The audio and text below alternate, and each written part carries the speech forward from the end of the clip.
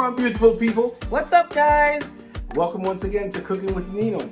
Today I'm going to be making for you a special meatloaf, and this meatloaf is going to be slamming. I'm going to be doing so much with this meatloaf. You're just going to love it. It's going to be amazing, so stand by and just... Let's get cooking. Let's get cooking. Yeah, so we are going to make a meatloaf, right? So here we go. As we have the star of the show right here, we have roughly about 3 pounds of lean ground beef and a pound of pork. Check that out. It's a mixture. We've got over here, we've got some olive oil, we've got some breadcrumbs. Of course, we need for meatloaf, a little Worcestershire sauce, we're gonna hit it. And of course, you know, I've got my jerk. I gotta touch it with a little jerk. Salt and pepper. We're gonna hit it with some soy sauce. And of course, we're gonna be making our glaze with some ketchup and brown sugar, as well as a hit of Worcestershire sauce. Worcestershire, I like that. Worcestershire sauce. I think it's called Worcestershire sauce or something like that. But, so Worcestershire sauce. So we've also got our bacon here. We're gonna line our loaf pan with some bacon, and we've got some vegetables over here, some beans, as well as assortment of bell peppers, which we're gonna use our vegetables. And we've got an assortment of potatoes here, some red potatoes as well as yellow skin potatoes. And we're gonna hit that with some garlic. We're gonna make some delicious garlic mashed potato. Check this out. We also got our carrots that we're gonna add to our meatloaf. We've got 1 medium-sized cooking onion, about 5 cloves of garlic. We've got some thyme leaves, some fresh thyme leaves, and we've got 4 eggs. So the full recipe for this dish will be listed with all the ingredients down below. Don't forget to check it out and ring the bell and hit that subscription button. Add everything as it is to my bowl of my combination of ground beef and ground pork. So just gonna pour everything in there. And then we're gonna get it all combined and mixed together for all those added flavors and for the burst of flavors from all these different ingredients. Once this is all in, I'm gonna get it all mixed up together, and I'm gonna be adding, I've got the 4 eggs all scrambled and mixed. We're gonna pour that on there. We're gonna add our salt and pepper, as well as a dollop of the jerk seasoning, which is gonna give it an awesome flavor. And we've got some black pepper here. Just adding all our ingredients all at once, and then we're just gonna mix away. A little touch of soy sauce, roughly about a teaspoon. And of course, a couple spurts of Worcestershire sauce. Worcestershire sauce. I can't even pronounce that, but you know what I mean. There it is. Leon Perrin Worcestershire sauce. Wow. You brutalized that. I just brutalized that to death.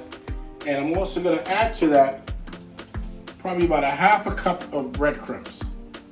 And if need be, I'll add some more. But we're just going to get that all in there. And I'm going to lower this. And I'm going to mix everything. Get everything combined. Get them all. Oh, forgot to put some salt. We can't go without salt. We need some salt in that puppy. There we go. We also have to bear in mind that the soy sauce that we're putting in does have salt in it, so we got to be careful how much of that table salt or kosher salt we put in here.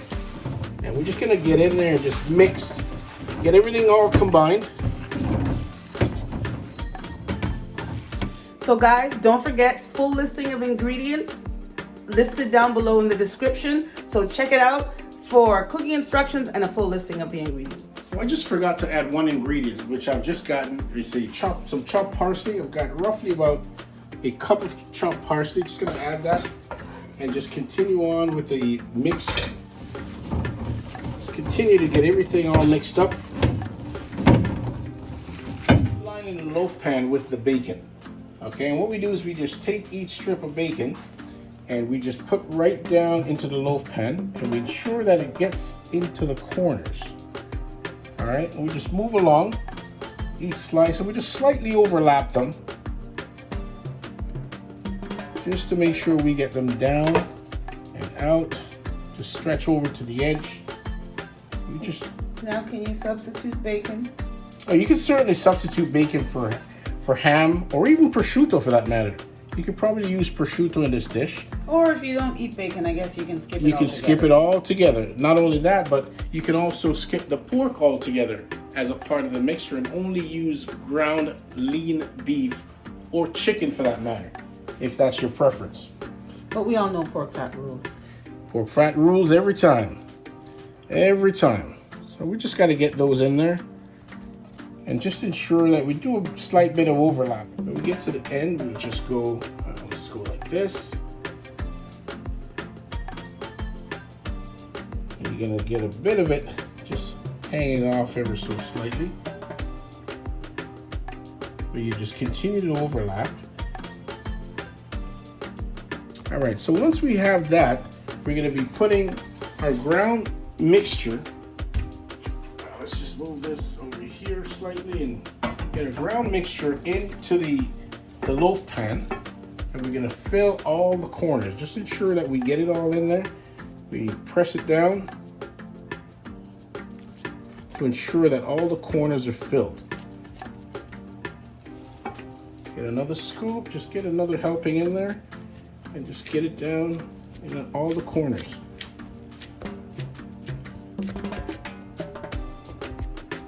We have little bits on the corner, we just kind of fold the little bits over. Just to cover everything there.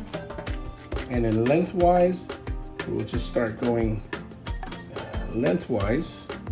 And as you see, it's just covering the entire loaf. Yeah. And we do the same from the other side.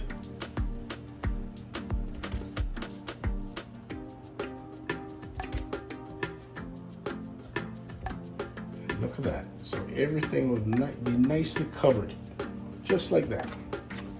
And we just kind of give it a little pat, just to keep everything in place. So we're gonna make a meatloaf out of this without the loaf pan. And we're just gonna form it with our hand. Just make sure that everything is nice and tight. The meat is nice and tight, okay?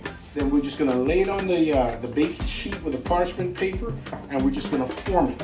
All right, so here we go. We're just gonna pop her down, okay, and we can just form it by hand. We don't need to have a loaf pan to do this, okay? We can just form it. Okay, and one of the reasons that I use predominantly lean beef as opposed to a medium cut beef is you get less shrinkage, and certainly you get more volume on your end product. So we just form that, we give it a nice shape. We tuck the bottom part in, flat corners, kind of flatten the corners so everything just kind of baked in a very tight way. All right, so we're all set. We're ready to put our meatloaf in the oven, and we're gonna put this in the oven at a 400-degree preset oven, and it's probably gonna be in there for about an hour and 15 minutes, and we're looking for an ideal internal temperature of about 160 degrees. So all that raw meat on my counter has me going crazy. So you know I got the bleach cleanser ready to clean it all up. So I'm gonna be preparing my garlic mashed potato, but I'm gonna put a little twist on it in that I'm gonna be using chicken broth, okay? I'm gonna be boiling my potatoes in chicken broth as opposed to just pure water, just to add additional flavor to it, okay? So just pouring that into the pan, just squeeze it in.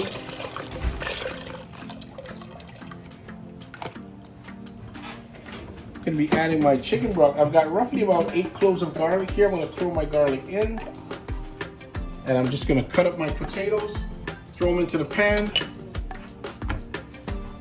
and I've got both yellow and red potatoes here that I'm using today. Just cut them into sizes where they can cook evenly. All right.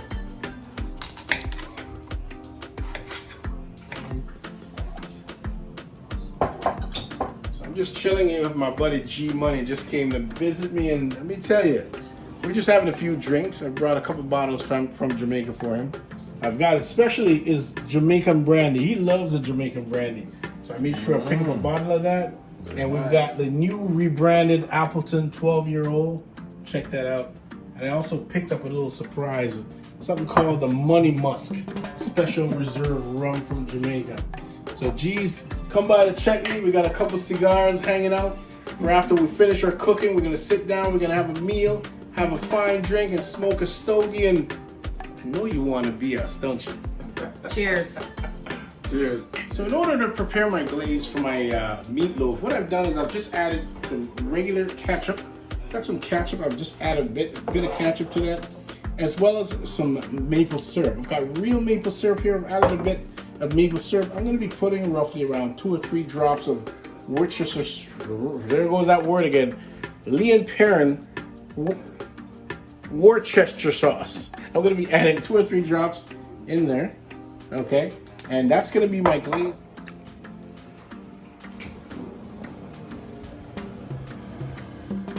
So I've got my meatloaf all ready. I've got to prepare the glaze, which I've added some, as I showed you before, I've added some maple syrup and ketchup, as well as some Worcestershire sauce. And I've actually hit this with a shot of the, what do you call it, the Monymusk rum that I was drinking. I poured a little bit in there. So I'm about to glaze the meatloaf, and I'm going to put it back in the oven for roughly about another 5 minutes.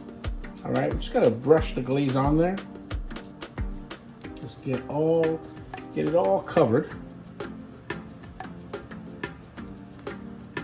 It's on there, lovely glaze, and I'm gonna put it back in the oven for about 5 minutes. All right, so we're just gonna get some on there.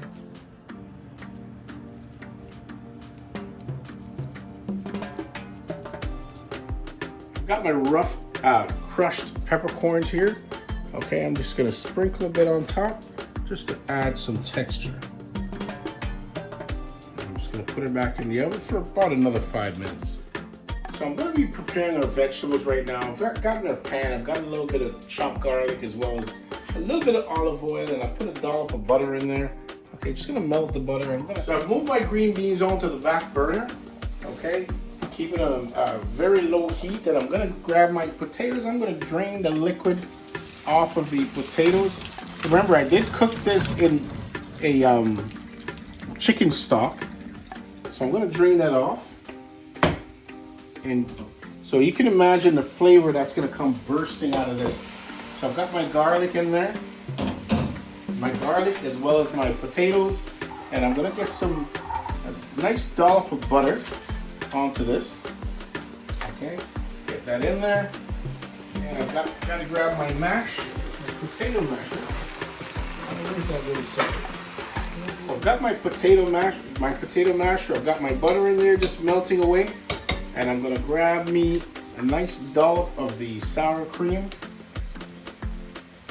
I'm just going to put a nice dollop on there. And it's entirely up to you how much you put. I'm going to put a couple of spoons. I'm just going to mash away. Now, you don't want it too watery. That's the reason why I'm not adding any milk to this.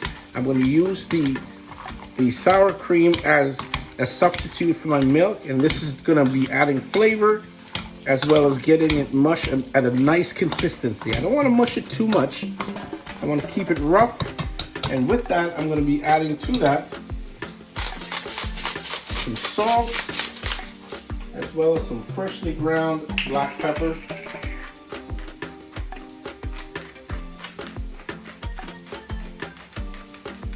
All right.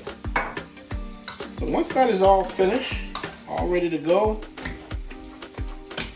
and the last thing I'm going to do to this is I'm going to be adding my green onions. Got my green onions already cut. I'm just going to sprinkle that on there. Okay, that's roughly 1 cup. I'm just going to get it all incorporated, and look at that. That's your garlic mashed potato, and the flavor is going to be amazing.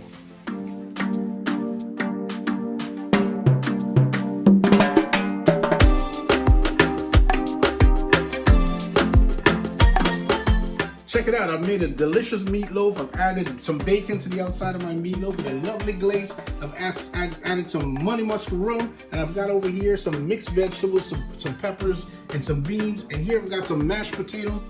And that's a wrap. See you next time, people. Bye-bye.